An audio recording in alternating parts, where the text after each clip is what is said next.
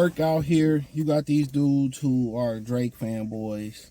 You know what I'm saying? Trying to go out their way and prove that Kendrick Lamar's Super Bowl performance wasn't good. And I see some people that's, sit here and they supposed to be, these niggas like 45, 50, and they still talking about and dressing like they, 25, 30. They talking about, Drake, and like, dude, go talk about, your social security and what you invest your money in. They still talking about, hip hop culture. These niggas be married. Niggas real goofball. I feel like people who still defending Drake at this point is goofy. They move goofy. And I ain't saying this to say I'm pro Kendrick or, I'm anti cornballism. And what Drake did was corny. Filing a lawsuit, trying to start rap beef, trying to get J. Cole to help him rap beef.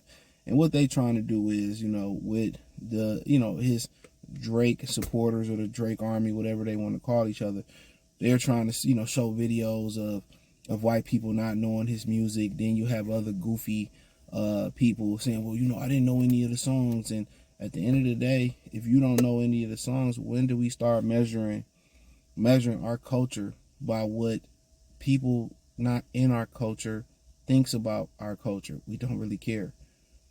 You know what I'm saying? To the artists, they probably want to cross over. When they make that decision to cross over, they cross over to sell records. But as far as the culture, we don't care. You don't, in my opinion, we don't care if y'all make a song commercially go hot or it cross over. The artist does, because that's why most of them sell out, because the money that come along with the albums they selling, and they getting pennies on $1 per album sale even before it turn to streams.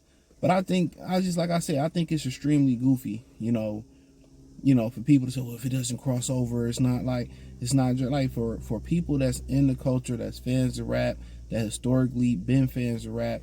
We know some of the greatest rap albums isn't commercial marvels. You think about it, Eminem sells all these records and he went down, whatever, and Elleville went diamond. Does that make it the greatest rap album of all time? Think about that for a minute. And then, you mix it in with the Lil Wayne fans, or Lil Wayne should have performed, and and my thing was this, when they performed, and they do New Orleans all the time for the Super Bowl. Lil Wayne, I'm pretty sure they did things in New Orleans several times while Lil Wayne was in his prime. Like I said before, you have to understand the West Coast, and look here, I ain't from the West Coast. The West Coast has always been under attack. You have to understand that. The East Coast, they don't like this. They don't like nobody but the East Coast. Historically, it is not as bad anymore because they can't rap no more. Niggas on the East Coast sound like niggas from Atlanta. You know what I'm saying? Real talk. They can't rap in the East Coast no more. They can't dress no more. Name me the best rappers. All of them is old niggas still rapping, like Jadakiss and Fabulous, and like the new rappers like Lil TJ. Like, who the fuck listen to that? No disrespect. Ace Boogie it sounds just like the Atlanta shit. Lil Uzi Vert, come on. I don't even think Philly claiming that nigga no more. Meek Mills is kind of like, he older rapper now.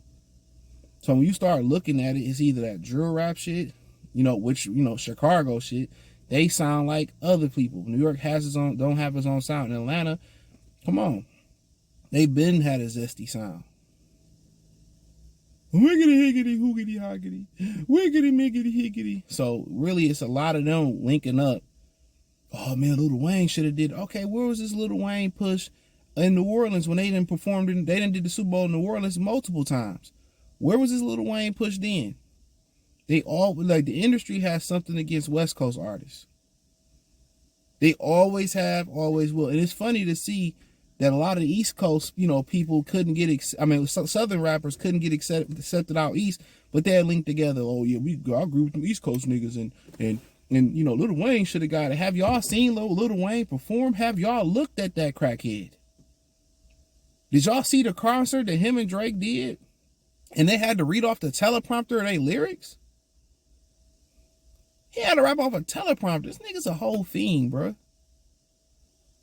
A whole fiend.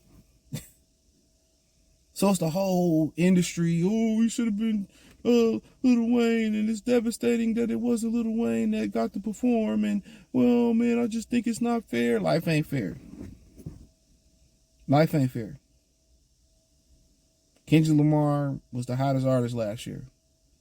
You know, when Lil Wayne had a part, and that's only because Lil Wayne should blame Drake. Kendrick Lamar was minding his own business in hibernation, chilling. Drake and J. Cole started talking shit. He was minding his business. He took his time to respond. When he felt like getting up, stretching his leg, and responded, he roared. Drake is like one of those suburban kids that like to go to the hood and prove that they hood, but they find out real quick, fast, in a hurry, you're not hood. You're not a real rapper. Y'all can package it up, repackage how y'all want. When you talk about Drake and Kanye West and them niggas is not rappers. However y'all want to package the conversation up, they're not real rappers. They don't have penmanship. They might be great artists, they might be great performers, but they're not real rappers. In a real hip hop battle, did we really see Cannabis or LL Cool J or Kool Moe Dee, or when Jay-Z and Nas battle? Did we see the losers crash out like this? No. Jay-Z still went on to be a great rapper, despite losing to Nas.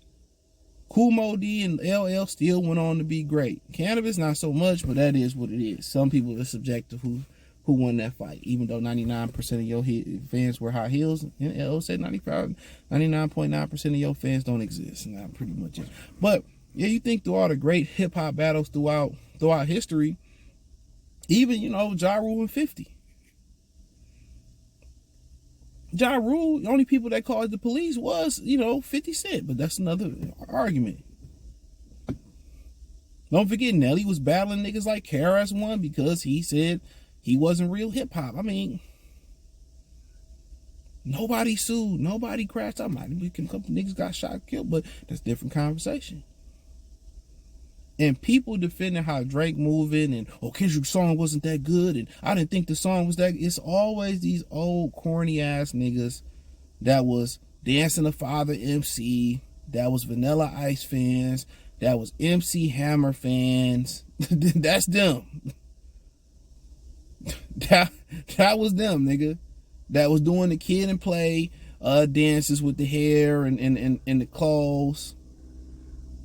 That was them. These old niggas on the internet, that was they goofy ass.